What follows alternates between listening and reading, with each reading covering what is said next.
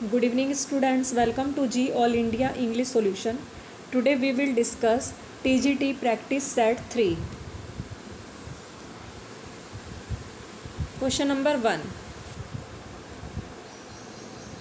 इसे 1 कर लेना, वैसे 3 प्रैक्टिस सेट 3 है आपका ये, तो ये क्वेश्चन नंबर होगा आपका 61, लेकिन 30 की सीरीज़ चल रही है क्वेश्चन की, तो ये क्वेश्चन नंबर 1 हुआ. तो the word class that can serve as the subject or subject of a verb and the object of a preposition or in a position is known as. Answer is noun. कि जो word है, word class जो है, ये that can सर्व, ये सर्व करता है या तो एज अ सब्जेक्ट और subject of the verb and the object of a preposition और object in a apposition is known as, ये जाना जाता है नाउन के रूप में. Next question is a group of words which makes a complete sense is known as sentence. Words का एक ग्रुप, शब्दों का एक ग्रुप होता है जो कि एक कंप्लीट सेंस देता है, ये जाना जाता है सेंटेंस के रूप में. कंप्लीट सेंस होनी चाहिए इसकी और ग्रुप ऑफ वर्ड्स होना चाहिए, तो that is called as sentence. Next question is a sentence which makes a statement or assertion is known as assertive और declarative. कि एक ऐसा सेंटेंस जो एक स्टेटमेंट बनाता है, एक कथन बनाता है या assertion बनाता है, वो जाना जाता है assertive या declarative. Next question is a sentence which expresses strong feeling is known as exclamatory sentence. एक ऐसा सेंटेंस जो एक्सप्रेस करता है स्ट्रॉन्ग फीलिंग को, बहुत स्ट्रॉन्ग फीलिंग दिखाता है, ये जाना जाता है exclamatory of sentence. Next question is the part which tells something about the subject is known as.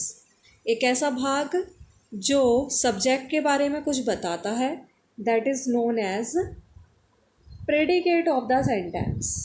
Sentence का predicate. Next question is select the correct spelling.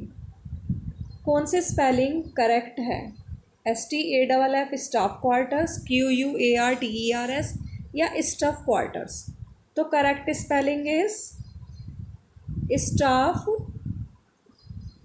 Staff quarters, STAFF and QUARTERS. Next question is it is a very short tale which is told by a character in a literary work. It is known as. ये एक छोटी सी कहानी है. Tell means कहानी, जो एक character के द्वारा बताई जाती है लिटरेरी वर्क में. इसे कहते हैं हम anecdote. Anecdote, ANECDOTE, anecdote. Next question is chronicles which deals with events year after year are often called annals. chronicles जो डील करती हैं हर वर्ष बाद, तो ये कही जाती हैं annals. year after year जो घटनाओं के साथ chronicles डील करती हैं उन्हें बोलते हैं हम annals. Next question is the major character who stands directly opposed to the protagonist is. Answer antagonist. मुख्य कैरेक्टर जो स्टैंड करता है डायरेक्टली और इनडायरेक्टली प्रोटागोनिस्ट के, वो होता है एंटागोनिस्ट. ये ऐसे बोल देते हैं कि प्रोटागोनिस्ट ये हो गया है. Protagonist means hero and antagonist means villain. Next question is it is a kind of metonymy in which an epithet or phrase takes the place of proper noun. The little corporal is used for Napoleon. It also uses a proper noun as an archetypal name to express a general idea. It is antonomasia. ये एक प्रकार का metonymy है जिसमें एक epithet, epithet means होता है adjective, एक एडजेक्टिव या फ्रेज को ये लेता है प्रॉपर नाउन के स्थान पर। Is used for Napoleon, it also uses a proper noun as a archetypal name. ये एक आर्किटिपल नेम के रूप में प्रॉपर नाउन का यूज़ किया जाता है इसमें, किस चीज़ को व्यक्त करने के लिए, एक सामान्य से विचार को व्यक्त करने के लिए। तो ये कहा जाता है एंटोनोमासिया। जैसे एग्जाम्पल देख लेंगे आप, जैसे the bard, the iron lady, तो the king are the example of a little term, it is antonomasia. जैसा हम शेक्सपियर के लिए यूज़ कर रहे हैं द बार्ड, तो द बार्ड क्या है, एक तरह से ये एडजेक्टिव के रूप में आएगा, प्रॉपर नाउन के रूप में। तो ये कहा जाएगा एंटोनोमासिया कि द बार्ड और द आयरन लेडी किसे बोलते थे, ये इंदिरा गांधी को बोलते थे, तो उन्हें एक नाम दे दिया, तो दैट इज़ कॉल्ड एंटोनोमासिया। जैसे द किंग, जैसे लायन को क्या देते हैं, किंग क्या देते हैं कि lion is the king of the forest, उसे नाम दे दिया किंग, या किंग किसी को और को नाम दे दो सीधी उसकी, ऐसे आपको लक्षण दिखाई दें। तो these are examples of antonomasia. ये एक एडजेक्टिव के रूप में वर्क करेगा। Next question is the narrative poem Venus and Adonis is dedicated to, कि जो पोयम है एक नैरेटिव पोयम है, इसमें नरेशन है और पोयम का नाम है वीनस एंड एडोनिस। ये डेडिकेटेड की गई है अर्ल ऑफ साउथहैम्पटन और बैरन ऑफ टिचफील्ड आप बोल सकते हैं, या हेनरी रोजले।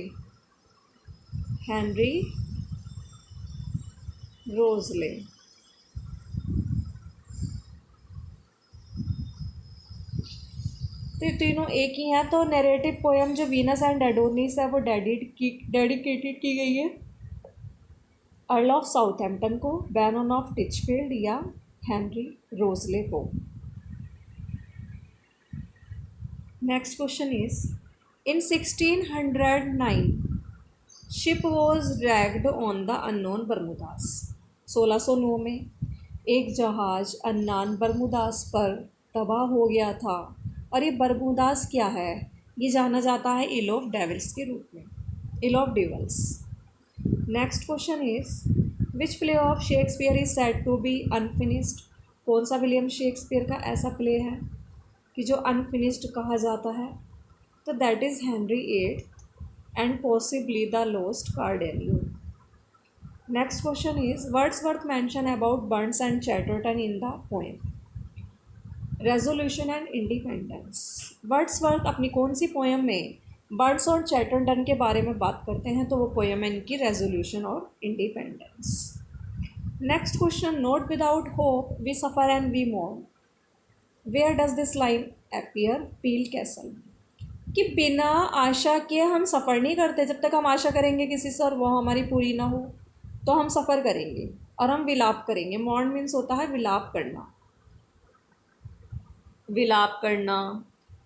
पछताना। तो नॉट विदाउट होप, बिना आशा के तो हम बिल्कुल भी सफ़र नहीं करते हैं और ना ही हम विलाप करते हैं। तो where does this line appear, Peel Castle, that is written by William Wordsworth. Next question is Milton thou shouldst be living at this our.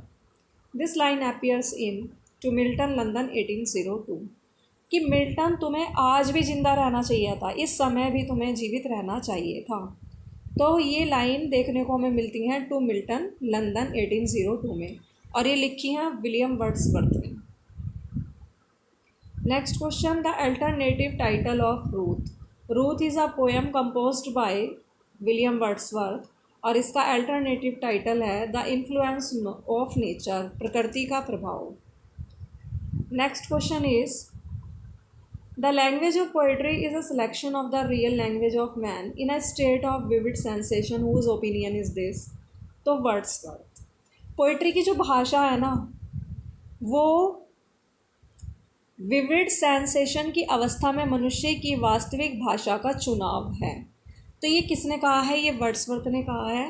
Next question is It may be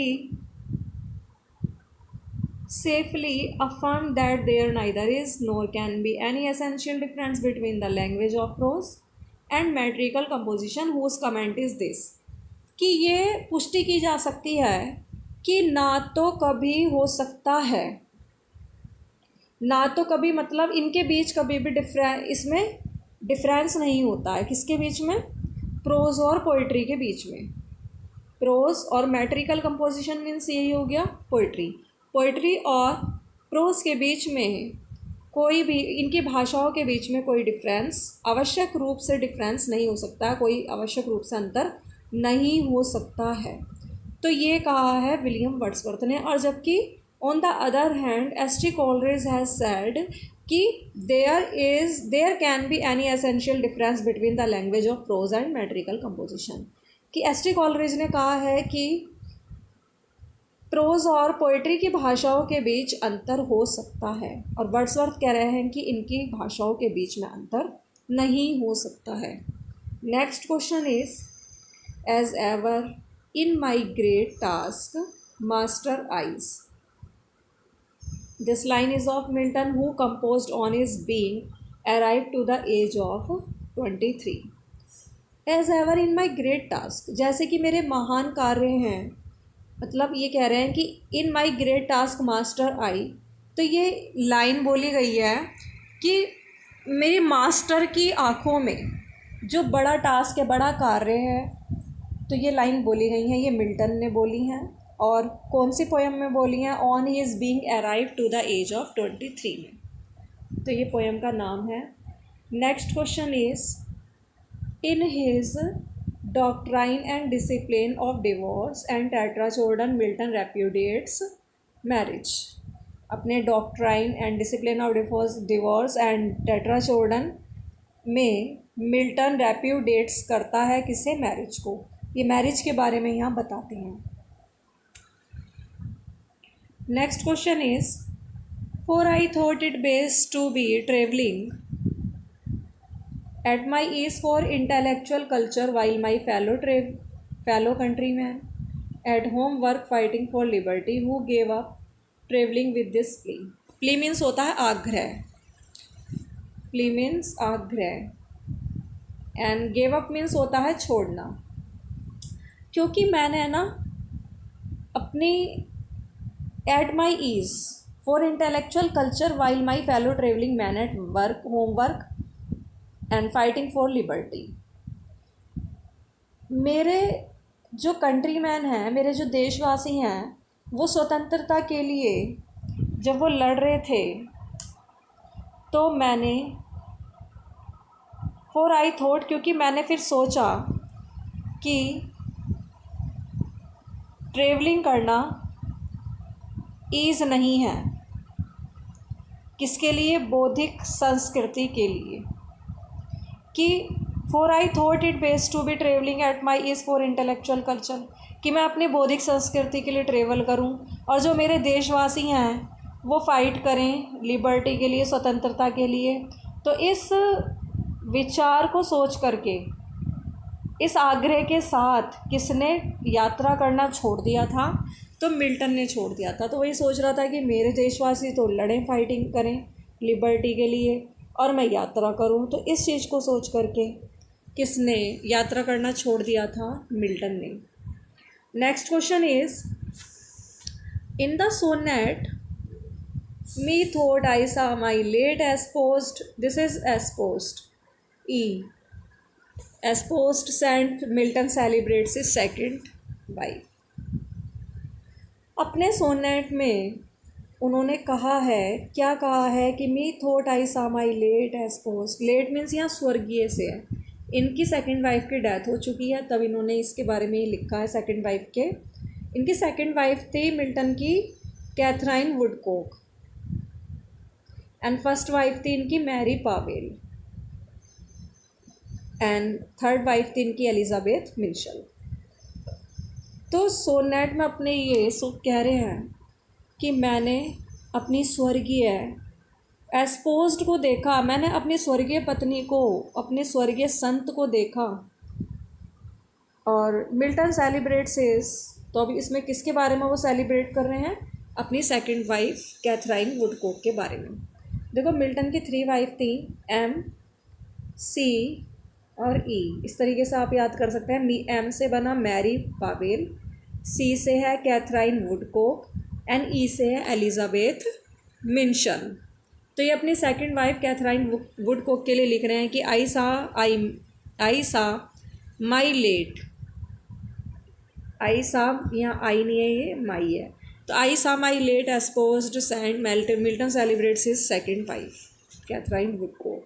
next question is who commented on Milton saying this man cuts us all out and the ancient too, कि किसने Milton पर ये टिप्पणी की है, किस व्यक्ति ने हमें है ना बिल्कुल काट दिया है और हमारी जो प्राचीन चीज़ें हैं उन्हें भी काट दिया है। तो who commented on Milton saying this?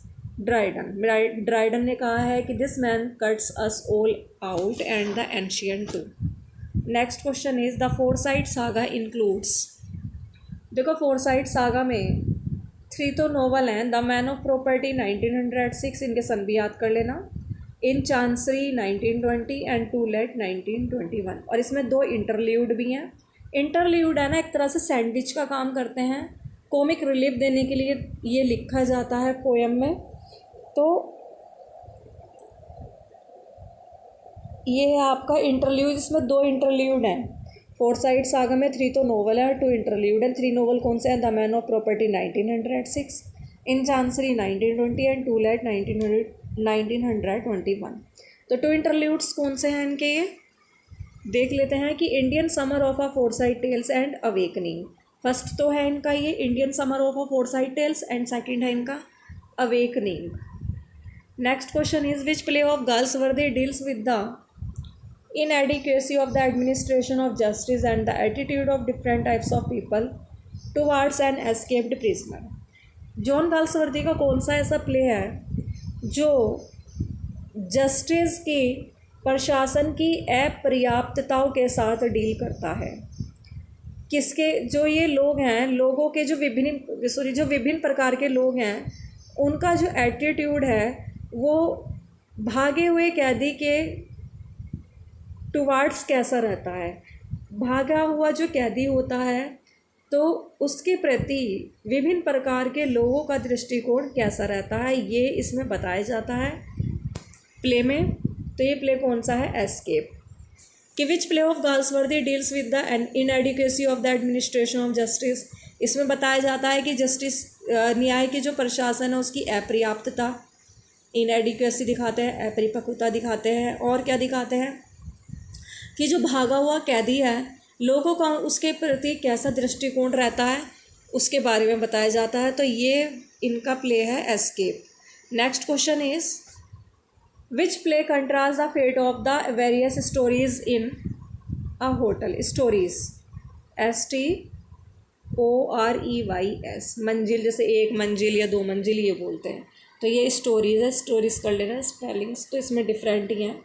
कौन सा प्ले ऐसा है कि एक होटल में विभिन्न प्रकार की मंजिलों के फेट के बारे में कंट्रास्ट करता है, विरोधाभास करता है? तो वो प्ले उनका कौन सा है? गाल्सवर्दी का the roof. Next question is which play analysis the impact of modern publicity on private domestic tragedy. कौन सा प्ले जॉन गाल्सवर्दी का ऐसा है कि उसमें प्राइवेट जो घरेलू त्रासदी होती है तो उस पर मॉडर्न पब्लिसिटी का क्या प्रभाव रहता है, उसमें मतलब उसका विश्लेषण किया जाता है। तो that is the show. The show में दिखाया जाता है कि जो प्राइवेट डोमेस्टिक ट्रेजेडी पर मॉडर्न पब्लिसिटी का क्या प्रभाव होता है उसका विश्लेषण किया जाता है। तो ये दिखाया जाता है सब द शो में। Next question is a fanciful image. एक कैसी इमेज? फैंसीफुल। एक स्टार्टलिंग कंपैरिजन, एक आश्चर्यचकित करने वाला कंपैरिजन। तो ये क्या कहा जाता है? कंसीट। और ये जॉन डन ने ज़्यादा यूज़ किया है। मेटाफिजिकल पोएट बोला जाता है जॉन डन को, तो उन्होंने ये यूज़ किया है। अ फैंसीफुल इमेज तो उसमें क्या दिखाया जाता है कंसीट में, एक फैंसीफुल इमेज है और एक आश्चर्यचकित करने वाला कंपैरिजन है, स्टार्टलिंग कंपैरिजन। ये जाना जाता है किसके रूप में, कंसीट के रूप में। Thanks for watching this video, please like, subscribe and share.